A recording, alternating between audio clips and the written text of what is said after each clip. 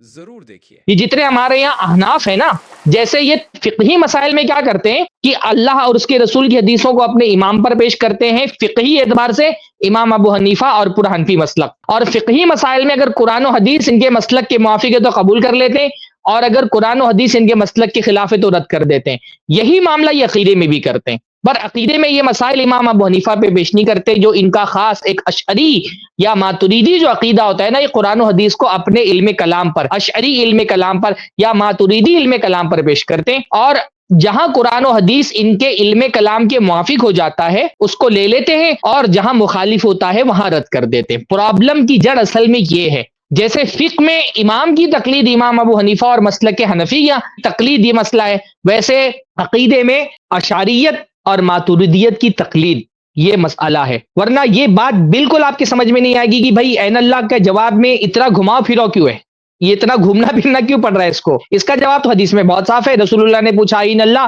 جو جاریہ تھی اس نے کہہ دی ہوا فی السما، اللہ تعالیٰ بلندی پر ہے، آسمانوں کے اوپر ہے۔ تو اتنے آسان کا سوال جب حدیث میں اتنا آسان سوال موجود ہے، جواب موجود ہے، لیکن جب آپ علم کلام کی جو ہے نا گتھیاں سلجھانے کے لیے بیٹھتے ہیں، جب آپ کہہ دیتے اللہ تعالیٰ کے لیے جہت ہی نہیں ہے، تو پھر ظاہر سی بات ہے۔ اس لیے دیکھیے آپ اشاعرہ ماتریدیہ ان کو یہاں آپ دیکھیں گے یا کہیں گے عین اللہ کہنا ہی غلط ہے، کیونکہ یہ اللہ تعالیٰ کے لیے جہت کا انکار کر رہے ہیں نا، اللہ تعالیٰ کے لیے ڈائمنشن کا انکار کر رہے ہیں۔ جب آپ عین اللہ پوچھیں گے تو اس کا مطلب آپ اللہ تعالیٰ کے لیے ایک ڈائمنشن مان رہے ہیں، اور جب یہ کہہ رہے ہیں اللہ تعالیٰ بلا جہت موجود ہے، تو اس علم کلام کے حساب سے رسول اللہ نے جو سوال کیا وہ سوال ہی غلط ہے سرے سے، کیونکہ عین اللہ بولنے سے تو جہت آپ نے تسلیم کر لی، جبکہ اللہ تعالیٰ کی کوئی جہت ہی نہیں ہوتی ہے۔ تو مسئلہ یہی ہے کہ جب قرآن و حدیث اللہ تعالیٰ کے بارے میں ایک جواب دے رہے ہیں